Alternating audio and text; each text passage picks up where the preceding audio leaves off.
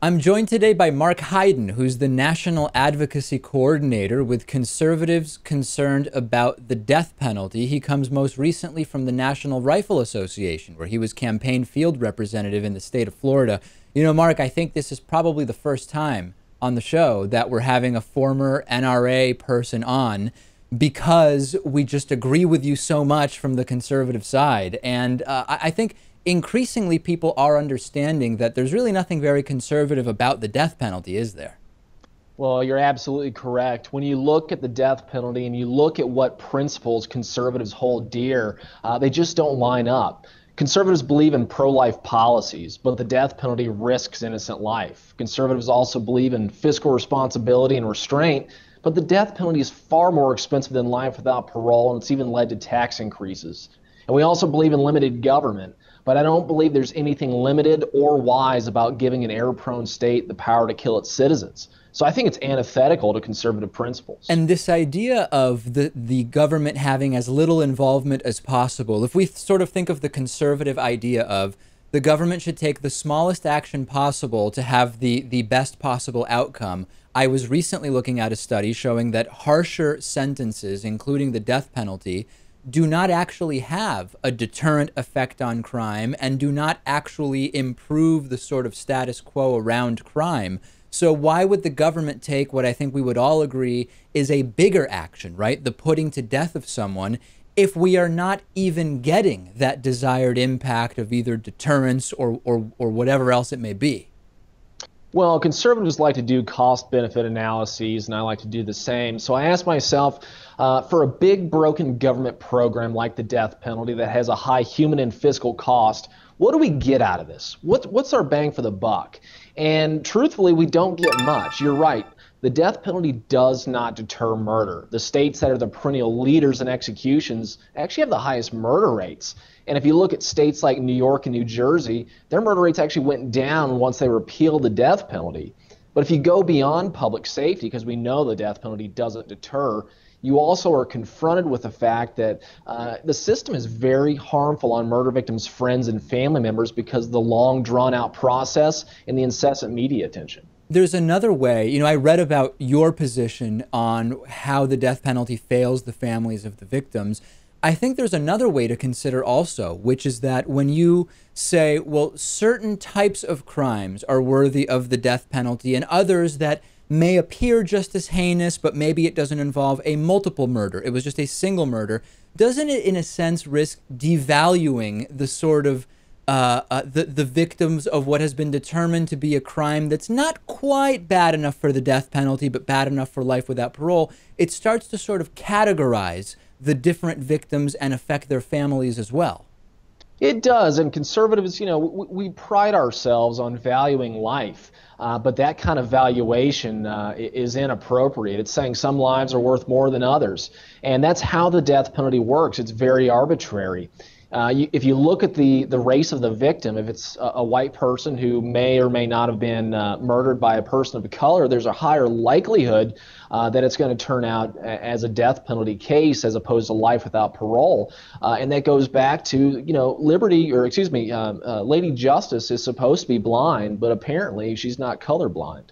So let's talk a little bit about what you think, as someone who is working within the conservative world, as to why the death penalty is so appealing to many on the right. Broadly, I've talked about this idea that exists on the right with regard to many social policies of sort of strict father morality, as George Lakoff has put it, which is we're going to put aside for a second, as you said, the cost-benefit analyses. We're going to put aside for a second the facts on deterrence, because sometimes we just have this innate sense that people deserve to be punished in a way that we see fit.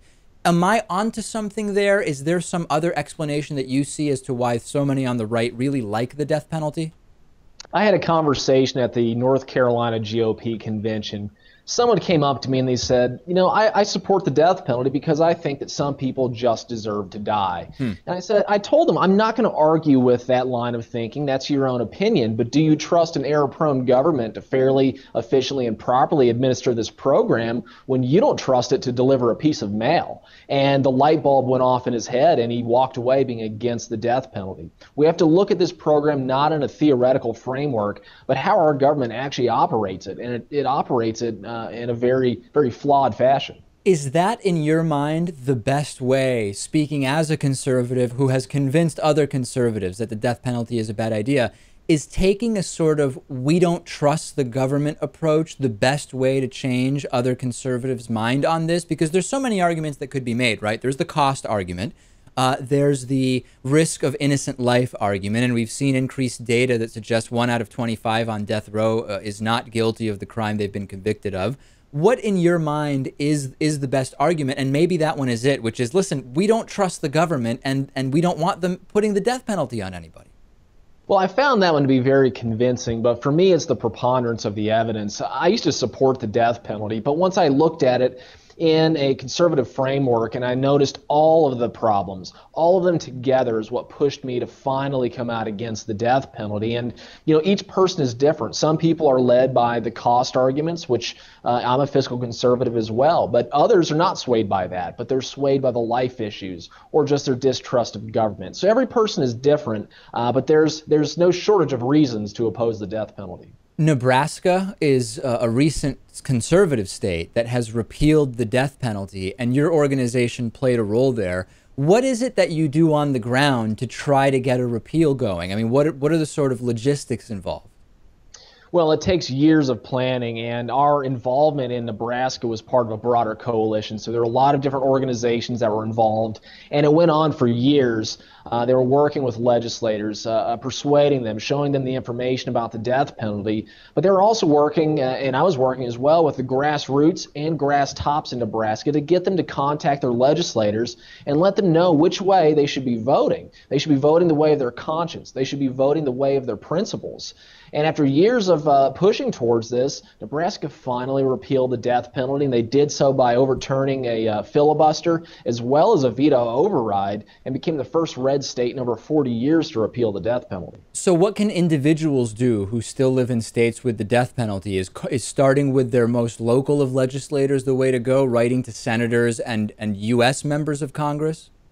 Well, I'm a conservative, and I like to think that politics is best done on a local level, on a state-by-state legislative basis, and that's our focus, is to try to repeal the death penalty at the state level, because that's where it's used the most. Only 3 people have been executed at the federal level in the modern era, so mainly it comes from the state level, especially states like Texas. So I recommend, they contact me, go to our website, sign up, and also reach out to their state representatives and state legislators and start a grassroots movement in their own local areas. Is there some hope, even though, as you say, most of these decisions are made at the state level, that we could see what happened with marriage equality happen with the death penalty, which is at a certain point it becomes very clear that at the state level there is this preponderance of desire, so to speak, across the country to say no more death penalty, where there might be some sort of federal or Supreme Court ruling on it. I guess the question would be, what kind of a case could broadly challenge the death penalty to the Supreme Court? That's where I see sort of a tough hill to climb. But is there some possibility of federal action on this? I mean, there's always a chance. I mean, capital cases are going to the Supreme Court with regularity, and since Justice Roberts has been put in place, I've given up on trying to figure out which way they're going to rule on anything. So it's always a possibility that the Supreme Court will weigh in. Recently, they looked at the Glossop case having to do with the potential of cruel and unusual punishment. And some of the more left-leaning justices came out pretty much opposed to the death penalty and stated the many reasons why they can't support it regardless of that individual case. So there's always the possibility that in the coming years that a Supreme Court ruling may come down and end the death penalty nationally. Last thing I want to touch on, as a conservative who on this particular issue sides more with the sort of prevailing left-leaning opinion in the U.S., on what other issues do you find yourself having maybe more natural allies on the left? Well, we're a single issue organization, so I No, usually but you stick to the. personally, I mean. Oh, me personally? Well, I believe in limited government, and sometimes that means that I align more with libertarians as well as some on the left. There's a multitude of issues that could come out from that, but when it comes to my voting, it's usually pretty much, or it's always on the Republican line. Yeah, that I'm not at all surprised to hear. All right, we've been speaking with Marc Hyden. He's the National Advocacy Coordinator with conservatives concerned about the death penalty. Thank you so much for talking to us about this. David, thanks for having me on.